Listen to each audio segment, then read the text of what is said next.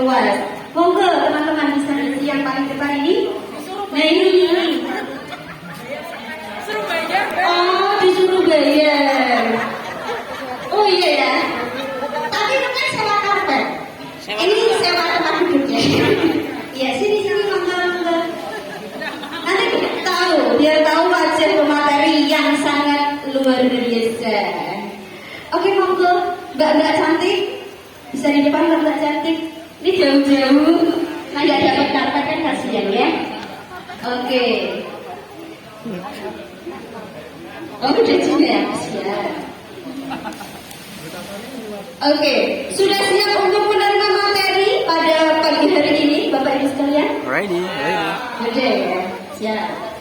Oke, langsung saja kita akan masuk ke dalam sesi materi yang pertama yang akan dibawakan oleh seorang tokoh yang luar biasa, memiliki track record yang luar biasa pula. Yes. Beliau juga memiliki venue, ya. Saya promosikan ya Pak ya.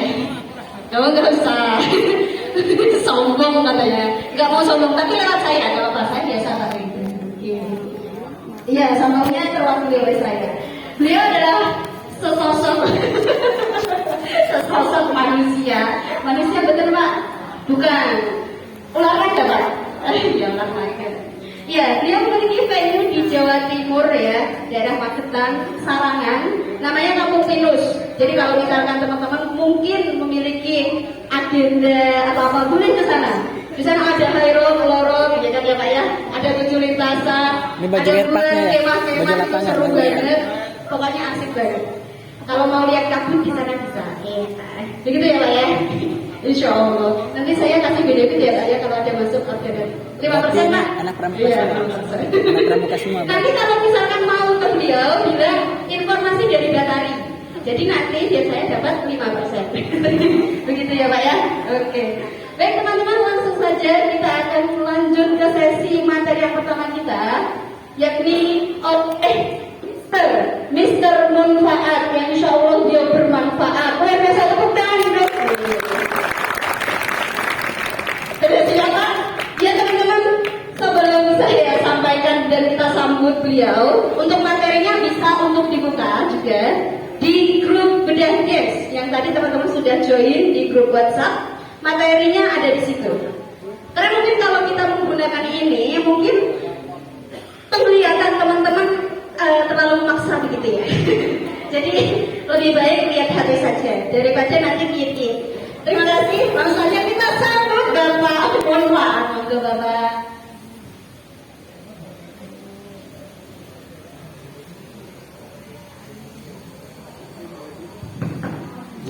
Baik, assalamualaikum warahmatullahi wabarakatuh.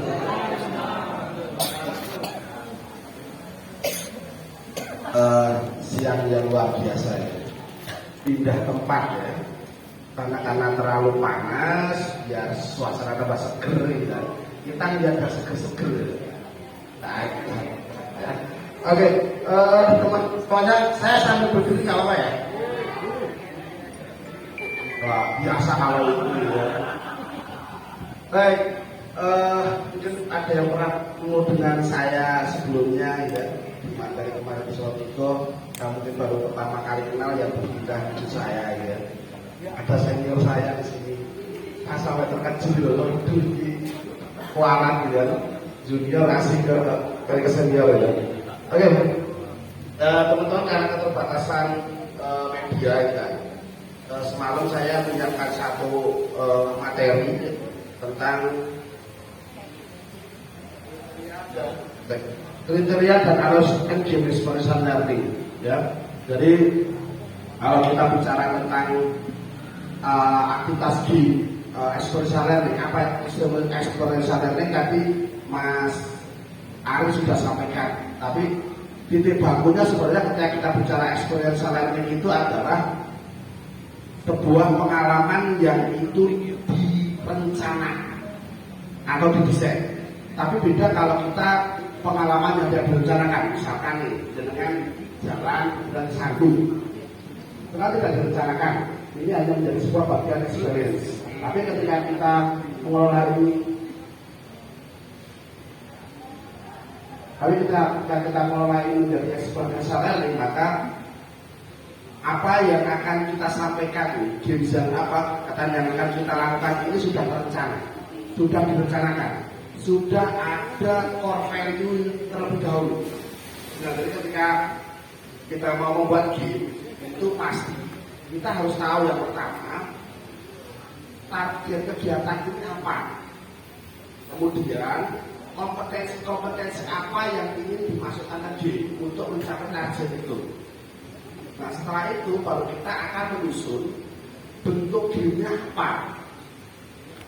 Misalkan core value yang mau dimasukkan tentang integritas, maka game yang berkaitan dengan integritas itu yang mana? Nanti titik tekannya di mana kan gitu. Kemudian kalau kita mau ada kompetensi tentang customer care, maka game yang berkaitan dengan isu customer care itu apa? Maka itu kita masukkan. Jadi tidak serta-merta tamu sopo wae game kuwi isune padha. Nah, walaupun kita rencanakan, walaupun gamenya sama, jadi setiap game itu punya core value lebih dari satu, tidak hanya satu core value. Jadi satu game itu bisa banyak core value, tergantung nanti kita mau narik core value-nya untuk apa, kan gitu. Nah, nanti saya akan coba sampaikan kriteria game berkaitan dengan alur square, ya. Sudah dapat semua ya. Baik, jadi kalau saya sempat disampaikan tentang semua sebuah aktivitas program itu ada ningali. yang pertama Ningali. forming, storming, dan performing. Awal pertama kegiatan adalah bagaimana kita forming, membentuk. Jadi ketika orang datang untuk aktivitas di Kalimantan itu loba ya. apa? Misalnya aku pikir biasanya tertera di depan itu kan tema yang paling populer itu team building. Ya, team building paling populer, karakter building dan sebagainya. Nah, pertama kali kita akan membentuk dari ketika kita bicara tim, maka yang pertama kali kita lakukan adalah pembentukan tim. Kita mengenal dari beberapa personil, beberapa pribadi dengan potensi diri masing-masing, ini yang akan kita bentuk menjadi sebuah. Nah, kalau storming itu adalah fase di mana sudah ada sebuah gesekan. Jadi dari aktivitas sudah mulai muncul ide yang keluar, kemudian ada sudah mulai muncul. Ada sebuah kalau dilakukan kan pertempuran itu. Jadi intinya bagaimana ide-ide itu sudah mulai lihat. Ya game, wah nggak bisa begini dan sebagainya gitu kan. Nah itu pada fase storming. Nah ketika dalam fase storming ini kita akhirnya akan membuat sebuah aturan tanda kutip ini komitmen di kelompok. Artinya bagaimana mereka akan bisa performing, maka harus ada kesepakatan bersama. Kesepakatan untuk mengetahui masing-masing. Ngaranna saha? Nah, Maneh? Saya sampaikan untuk macam-macam. Sila. Kurang Imron. Nah, dari kriteria game, pertama ada 3 kriteria game. Yang pertama adalah SBG, Trust Game, sama inisiatif problem solving atau IPS. SBG sendiri memiliki arti dalam bahasa Indonesia adalah memecahkan es atau memecahkan kebekuan. Orang baru kan mereka masih belum paham. Aku ini ngomong. Di situ mau apa ngapain? Nah, caranya kan ada banyak orang yang belum paham. Nah, di SBG ini peran kita sebagai fasilitator adalah memecah kebekuan. Ya. Memecah kebekuan, kemudian dengan adanya kegiatan ini membuat suasana yang awalnya beku menjadi cair sehingga seluruh peserta akan merasakan suasana yang nyaman.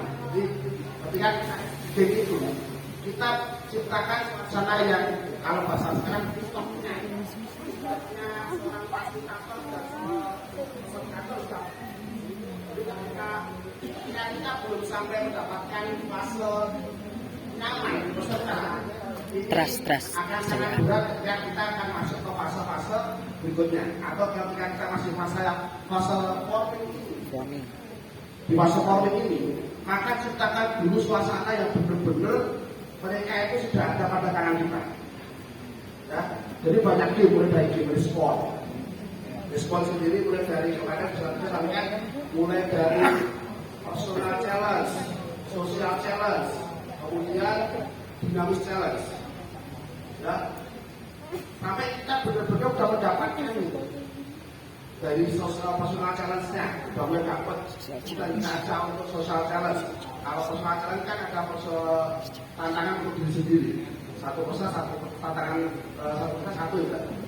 Social challenge itu tantangan di mana kita melibatkan orang di sekeliling kita. Ya, kemudian dynamic challenge melibatkan banyak orang. Kalau kita seringkali kadang baru opening langsung dynamic challenge. Ada nggak yang melakukan itu? Kawan-kawan, ini baru opening nih. Oke, selamat pagi kawan-kawan semuanya, apa kabar luar biasa? Habis itu game pertama langsung dari komputer langsung set itu dynamic challenge. Ini yang melakukan itu.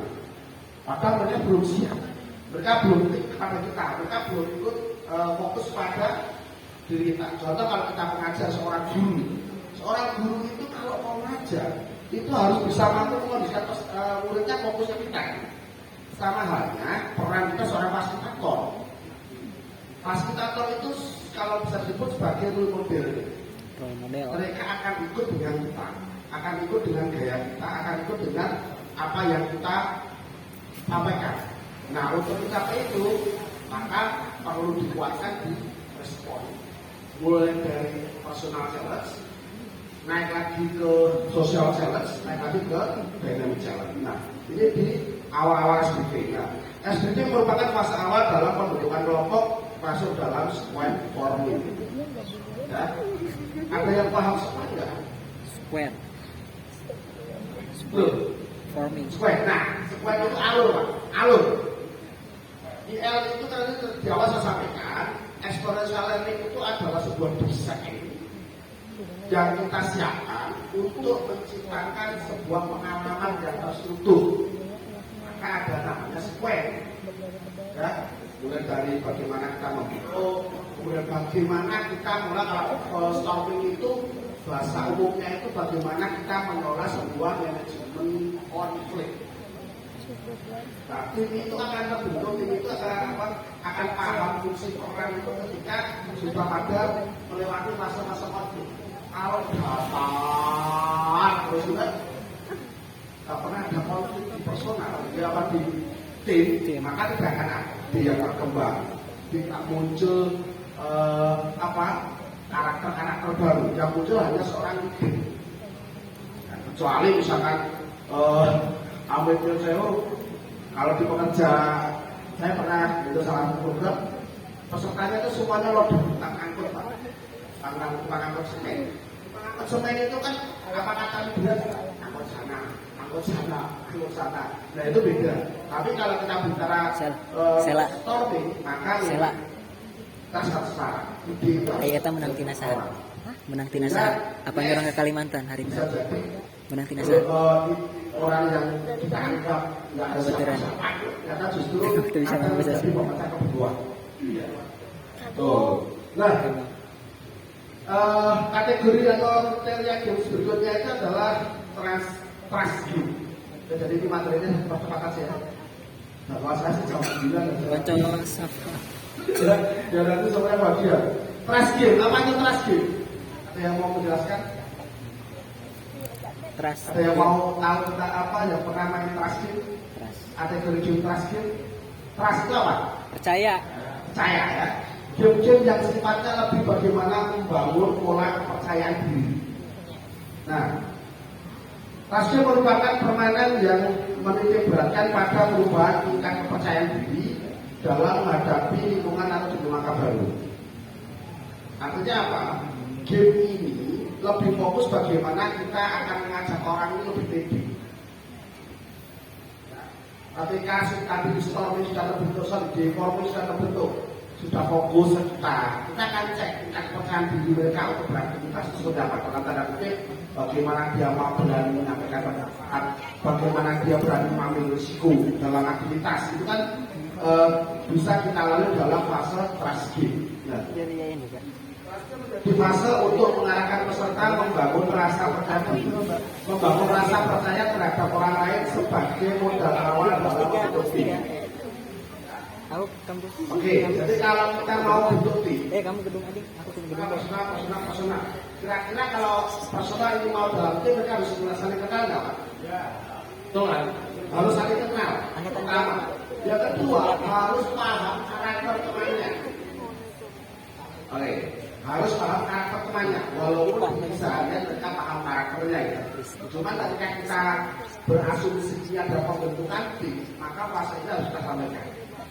Pengenal bisa sebatas mengenal namanya Pankong.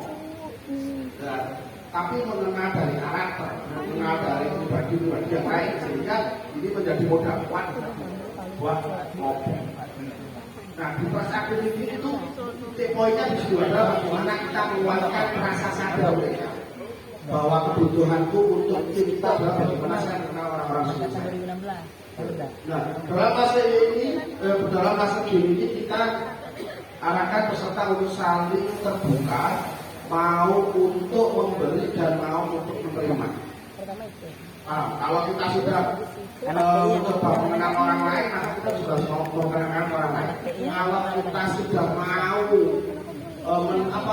memberi dalam tanda kutip itu karakter saya, maka kita sudah siap untuk menerima karakter teman-temannya. Karakternya yang agak kita harus siap. Jadi tim saya karakter yang mungkin agak lemot itu harus kita terima. Karena mereka juga mau tentang karakter kita yang mungkin egois. Nah, itu fase pembukaan diri itu juga harus kita tekankan ketika kita sebelum masuk ke fase scoring. Karena kalau sebelum kita mampu membuka diri ini, kita bawa ke scoring, bisa nggak belum? Ya, bisa belum? Gue pimpinan perusahaan, ini kamu foto, nah, itu kan bahaya ya. Nah, itu yang harus kita kuatkan ketika kita mau masuk fase scoring.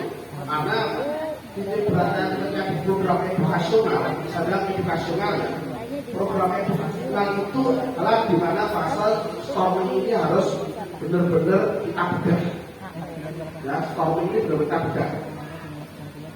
Nah, trust game juga bisa menjadi game pengantar yang menjembatani dari proses forming menuju proses storming. Jadi kalau tadi forming pertama itu di SBQ ya, nah trust game ini menjadi jembatan, maksudnya menjembatani mereka untuk masuk ke fase storming. Ya.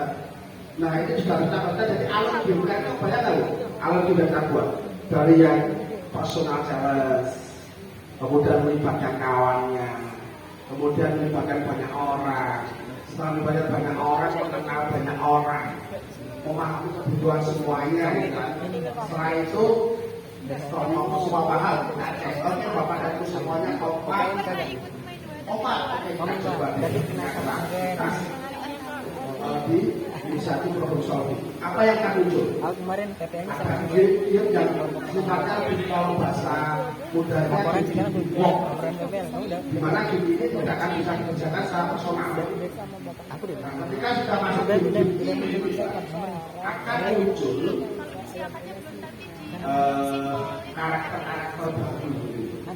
Orang yang suka memimpin itu siapa? Mesti akan ngomong. Dan terkadang leader itu munculnya bukan satu orang, banyak orang, semuanya mau jadi leader, semuanya punya mengarahkan dia. Nah, inilah fase storming. Dari kamu, cuman dari di mana ketika kita bicara storming, semuanya sudah mulai keluar guna, keluar arah, berubah-ubah dan berbeda. Nah, fase inilah yang harus kita kelola. Ya, fase inilah yang benar-benar harus kita kelola. Kalau kita dulu sering kita dengar tentang bahasa manajemen manajemen konflik, fase ini yang kita kelola. Setiap aktivitas yang muncul pada fase storming ini benar-benar harus berada pada pengamanan kita. Kalau misalkan teman-teman program kita selalu mengamati kan, atau tidak? Diamati ya? Dan diamati apa? Oke, diamati apa saja? Kawan-kawan, kalau sedang handling games teamwork yang melibatkan banyak orang, kalau kita observasi kan, yang diobservasi apa? Apa yang diobservasi? Kekompakan. Oke, bahasa komunikasi kompak juga. Apa lagi? Kerjasama masyarakat. Inisiatif leader. Oke, lagi. Strategi masuk strategi lu banyak kali. Strateginya sudah bagaimana dulu? Laksana masalah itu kan banyak sekali kan. Dari apa saja kira-kira? Nah, itu nggak biasanya kalau observasi. Nah, ketika kita observasi kegiatan, kita betul perilaku yang muncul. Perilaku kita yang muncul itu apa? Misalkan ada di sana leader. Kalau perlu apa yang mereka sampaikan itu kita catat. Kita ikutlah kalau enggak. Misalkan ada di bawah, kamu itu harusnya pada posisi di sana. Nah itu dicatat menjadi ingatan kita nanti untuk proses studi. Atau ada, kan? Atau mungkin ada yang mengambil alih. Padahal bergerak dulu, katanya pasti kalah ya. Kan fase-fase seperti itu nanti perilaku peserta mulai dari apa yang disampaikan, mulai dari apa yang dia lakukan, itu harus kita tangkap karena itu akan menjadi bahan kita untuk fase berikutnya. Kalau fase di mana kita akan mengulas nilai dari setiap kegiatan, ya, nilai apa pengalaman yang untuk dalam itu apa. Terus sehariannya kan sampai selama kuliah nyambi ngajar atau karpen pengalaman apa biasanya liburnya aja.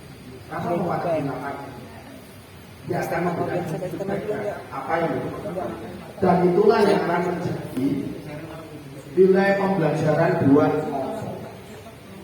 Jadi kalau saya sampaikan ke teman-teman biasanya di seorang fasilitator itu tidak harus bergelar doktor, tidak harus bergelar magister manajemen, walaupun ada ya. Sombongin itu, tidak harus bergelar S3 dan sebagainya. Tapi cukup kita bisa memahami pelan muncul dalam setiap aktivitas. Karena peran anaknya fasilitator, hanya sekedar memfasilitasi, ya, melibatkan memfasilitasi semua untuk belajar bareng. Ada aktivitas games kita tarik dan dipersulit. Pak, apa yang dirasakan? Pak, pengalaman apa yang didapatkan? Pak, untuk kira-kira untuk kita bisa sukses harusnya kita melakukan apa? Pak, tadi kok gagal apa? Dan salah di mana? Loh, itu kan langsung muncul dari mereka. Oh, ternyata gagal tadi karena ada satu orang yang kayaknya ya. Ya. Jadi kita pembelajaran ketika kita bicara ini, maka jangan ada yang jadi orang biar. Misalnya kan gitu. Nah, kalau kita mau review kembali, nggak perlu kok kita menjadi seorang reviewer yang canggih. Oke Pak, tadi dari Bapak A menyampaikan harus fokus. Yang di sini menyampaikan harus mau memperhatikan dengan baik. Yang di sini mengatakan pendengaran kita yang apa tidak bisa suka. Nah, kira-kira siapa yang akan menentukan? Nanti aku siapkan Pak. Oke, belum kita. Tapi pembicaraan kita dari situ semua. Makanya yang kita Facebook juga. nggak perlu kita kecil. Aku sibuk. Ini Pak, begini Pak. Ini apa? Bukan di pengalaman. experience saya kita akan mengulas apa yang menjadi pengalaman mereka, bukan kita ya. Kalau kita yang mencapai pengalaman kita sendiri, itu artinya kita menjadi seorang pengajar, seorang mahasiswa. Telegram ya tidak. Oke ya. Baik. Setelah fase storming, orang sudah mulai bergulat dengan idenya. Kemudian fase itu kan akan ada endingnya, di mana mereka akan membuat sebuah bisa jadi kesepakatan bersama. Yuk sekarang kita menjadi, yuk kita diskusikan, yuk kita koordinasikan, sehingga kami punya peran masing-masing. Nah, masa ini sudah masa normatif, di mana sudah ada pembagian tugas, ada pemahaman terhadap tugasnya masing-masing. Nah, masa ini sudah mulai muncul, sudah ada yang leader itu sudah bener. Chat ke nomor orang. Chat ke nomor orang. Masa normal ini sudah Dina grup tinggali.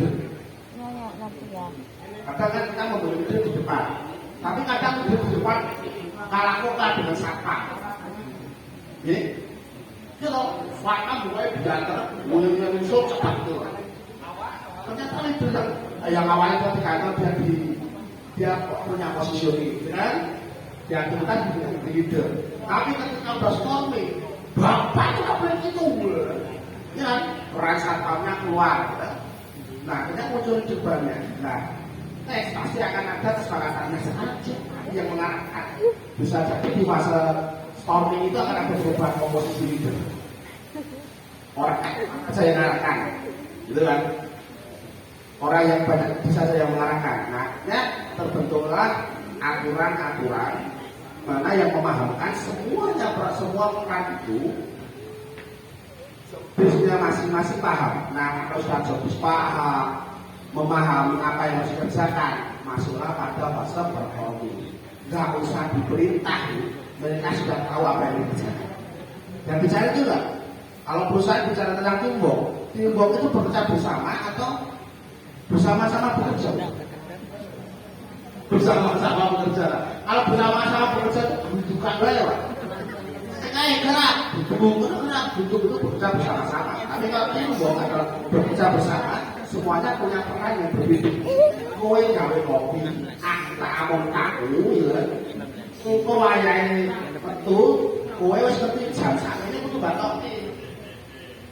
Jadi kalau saya kamu tahu, kopi kowe. Halo. Nah, itu udah peran, udah paham.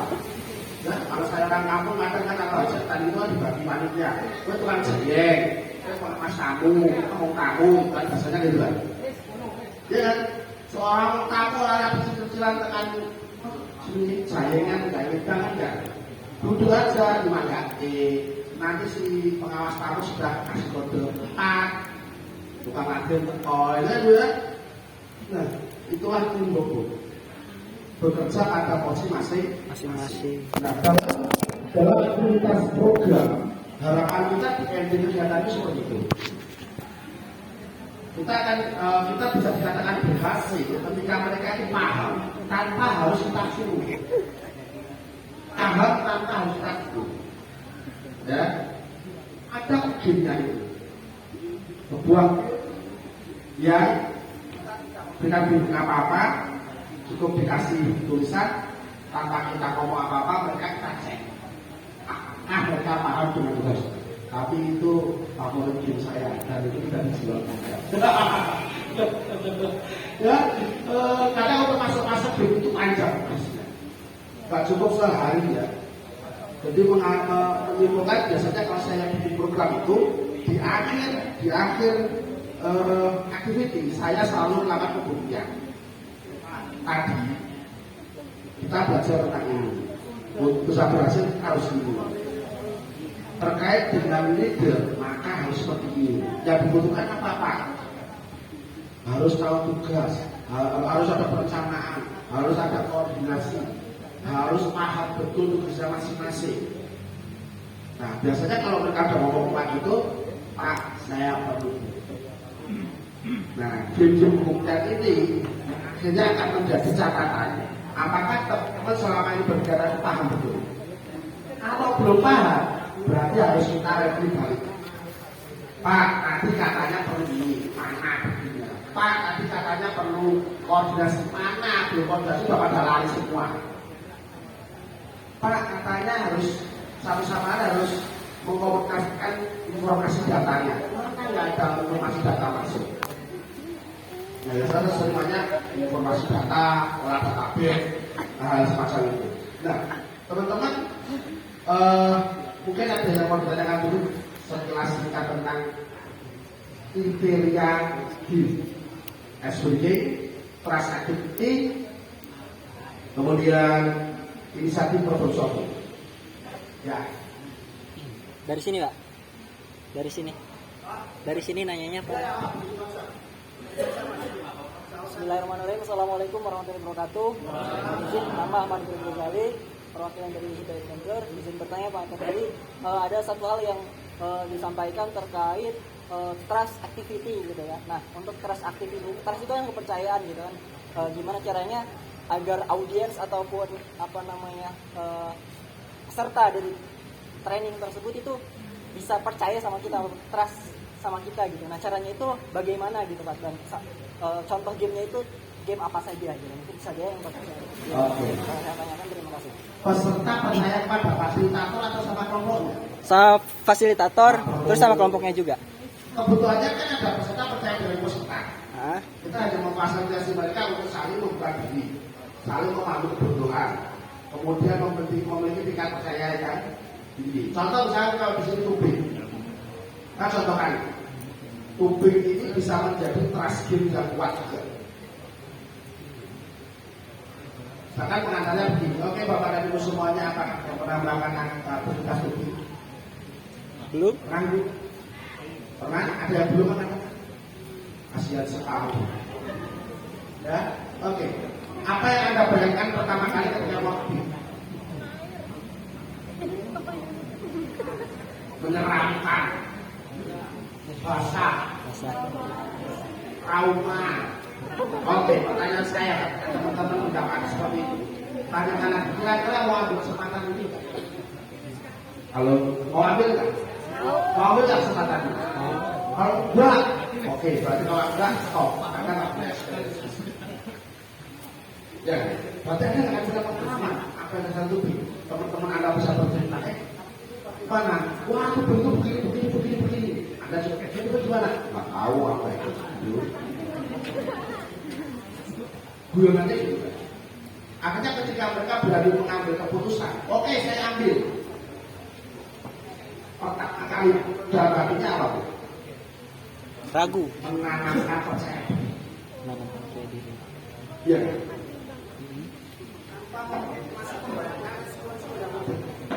Cek. Ya, membayangkan resiko itu yang muncul. Tapi ternyata begitu masuk air, pasti ada pengalaman baru. Disinggol kancane itu bengok, kesinggol waktu bengok. Kekhawatirannya naik ya? Naik ya? Naik. Ada dua pilihan itu.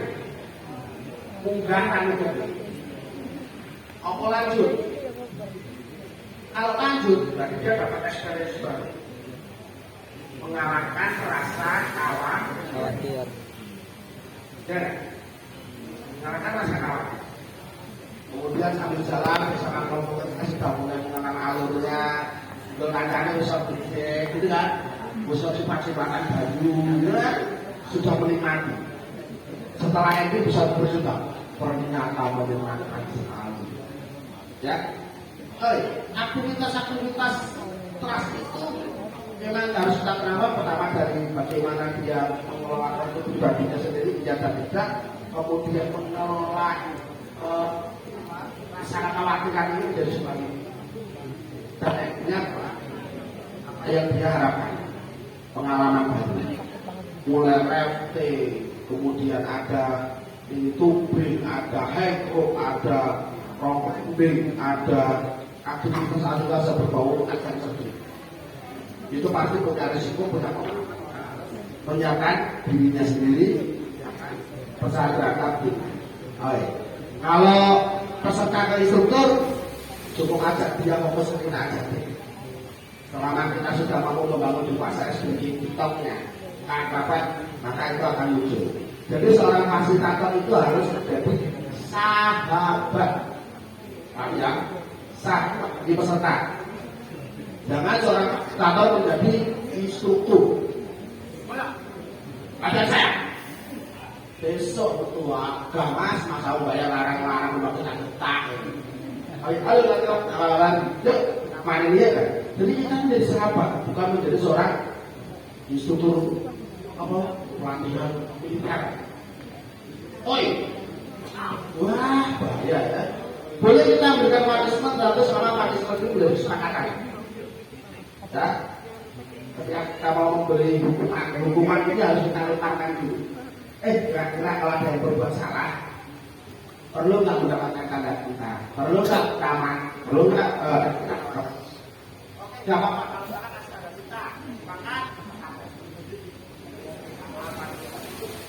Atau mungkin suruh salaman saja, maaf ya saya salah dan sebagainya. Nah, ini menjadi trik kita. Yang penting kunci utama dapatkan kepercayaan dari peserta adalah posisi kita harus sebagai seorang paham. Oke, terima kasih. Ada yang lain? 2 menit lagi. Saya kemudian ya masih ada waktu berapa, Mbak? Lama sekali masalah sekarang ngasih apa ya? Oh ya, saya tanya lagi, saya buka 2 termin aja biar nanti Mas Aris juga bisa masuk cukup karena Mas Aris ada banyak yang fokus ke game A itu seperti apa, game B seperti apa, game C seperti apa. Kalau aku sih saya waktu ini mendapat kesempatan hanya untuk membuka aja, membuka bagaimana apa yang game dan sebagainya. Oke, yang lain, silakan bertanya. Nggak ada. Ini mudah untuk begini. Kalau mau pertanyaan harus mawasi. Nanya lagi boleh, Bang. Boleh. Ada yang mau bertanya, paham atau enggak? Enggak apa-apa. Oke, paham ya? Nanti. Kalau nanti masalah juga. Ayo, jangan tentang fase. Mulai dari kemudian alergi. Ada yang pernah bikin program dan kegiatan itu, rencana operasional program. Ada sudah yang bikin. Jadi yang membaca paling itu loh.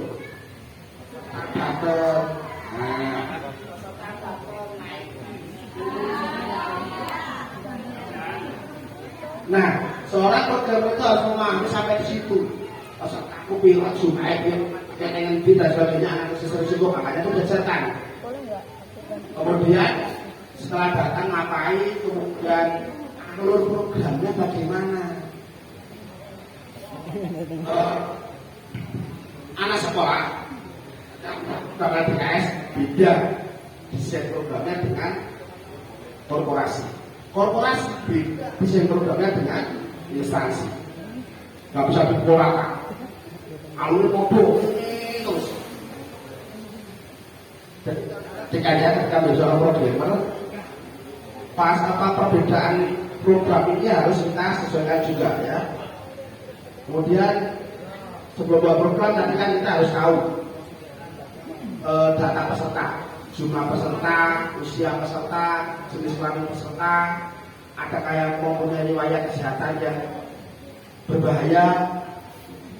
Nah ini harus kita tanya. Kemudian maksud kegiatan apa, kompetensi yang mau dimunculkan apa, sehingga akan muncul kompeten dan rasa begini. Oke, cukup ya.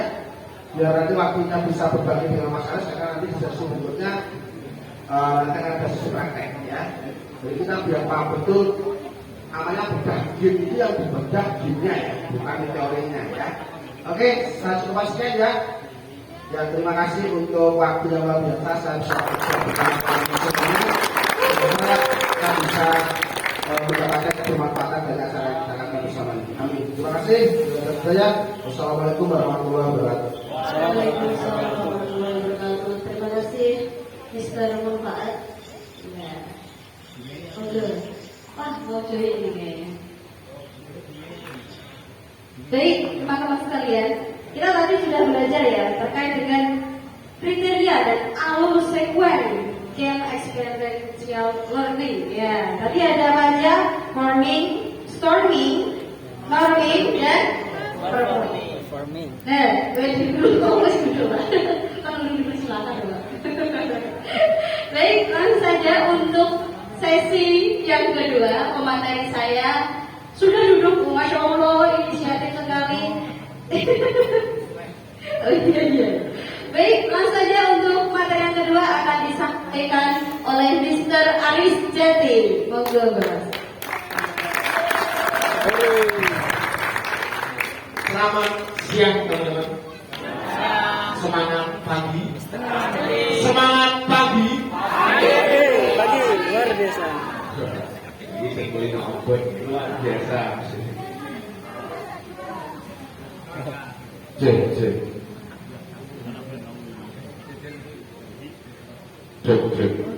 Oke. Tadi 4 fase tadi apa ya? Ada yang paham?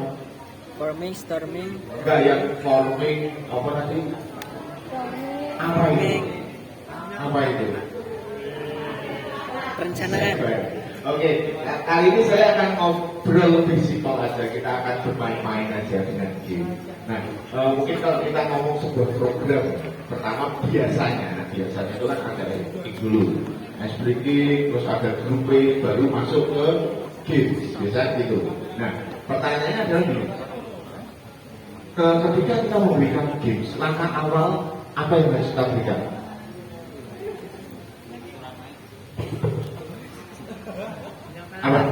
Apa mas? Atau timpet mas?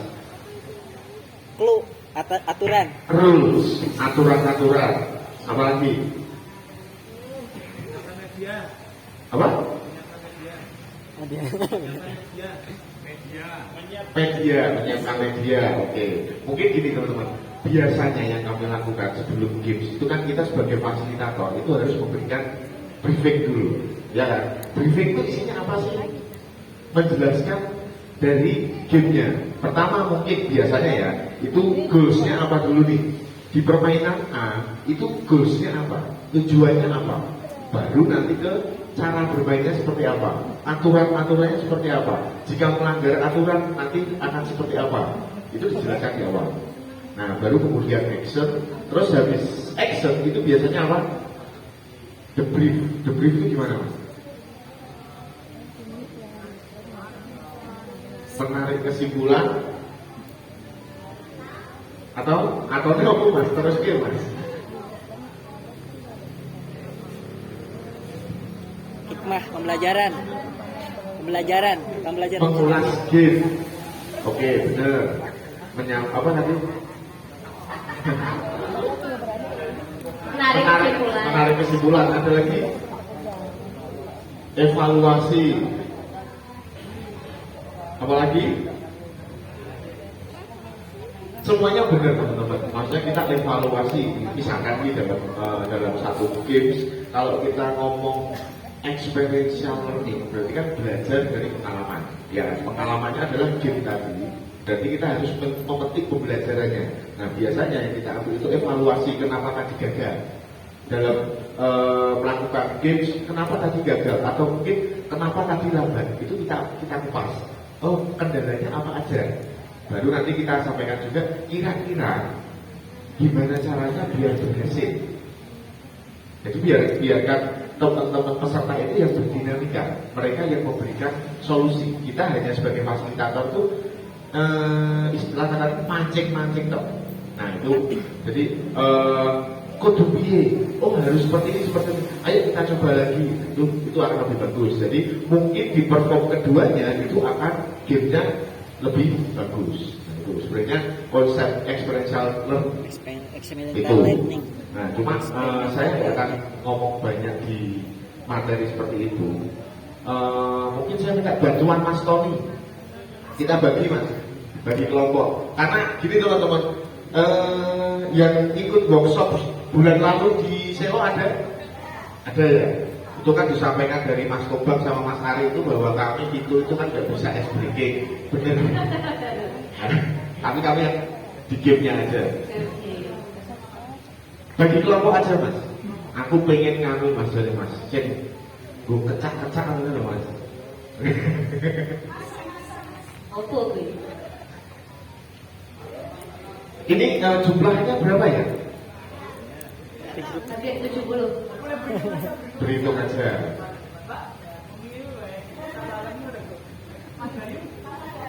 Yuk kita berhitung dari mbaknya ke samping, sana muter sampai semuanya. Berhitung mulai.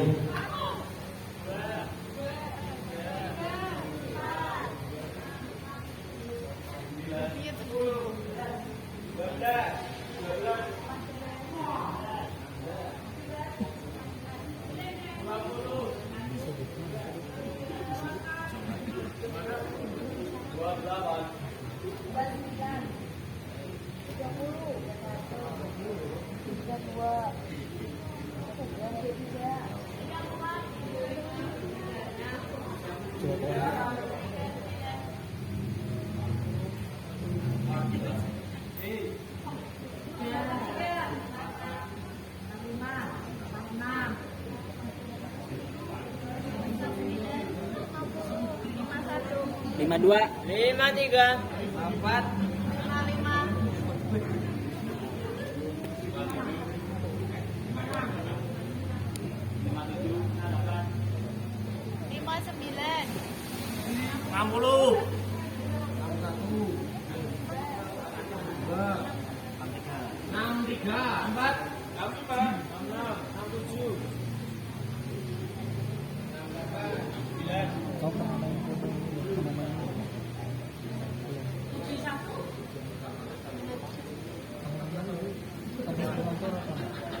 Berapa?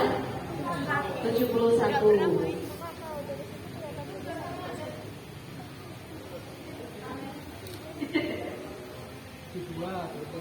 Baik, langsung saja saya bagi kelompoknya ya. Nanti akan saya bagi jadi 7 kelompok. Berhitung saja dari 1 sampai 10. Nanti 1 sampai 10 lagi ikutin aja. Nanti gabung kelompok sama. Naik motor itu iso mas. Iya, pedestrian. Iya, iya. Nah, bagi kelompok saya. Oke, teman-teman boleh. Iya. Gitu. Ya, hitung dulu 1 sampai 10, terus 1 sampai 10 lagi, 1 sampai 10 lagi, gitu.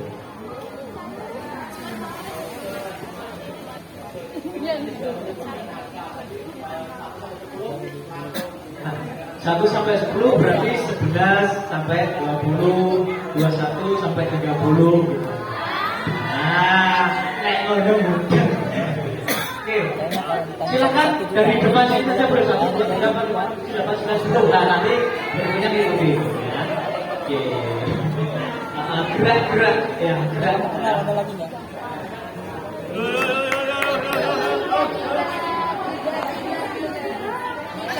Monggo Bapak Ibu bisa untuk berdiri sejenak. Kita akan membuat kelompok, ya, satu kelompok 10 orang. Terus gimana ini? Silakan tadi yang Kelompoknya Duduk aja nggak apa-apa, duduk aja nggak apa-apa. Yang penting menyesuaikan 1 sampai 10. Berkelompok. Oh, 1 sampai 10, terus 2 sampai 20. Ya, bisa mengulang seperti itu ya teman-teman. Biasanya kan teman-teman ini sudah mulai mengondisikan peserta. Nah, ini bagaimana teman-teman mengondisikan dirinya sendiri. Ya. Karena fasilitator itu sebagai role model. Langsung disesuaikan belakangnya aja. Oh, langsung kelompok gini. Ini kan. Iya, iya, betul, betul, betul. Oke, baik.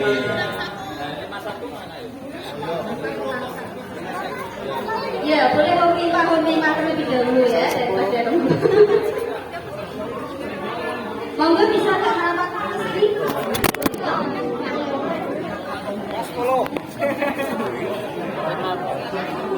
51 ke atas. 5.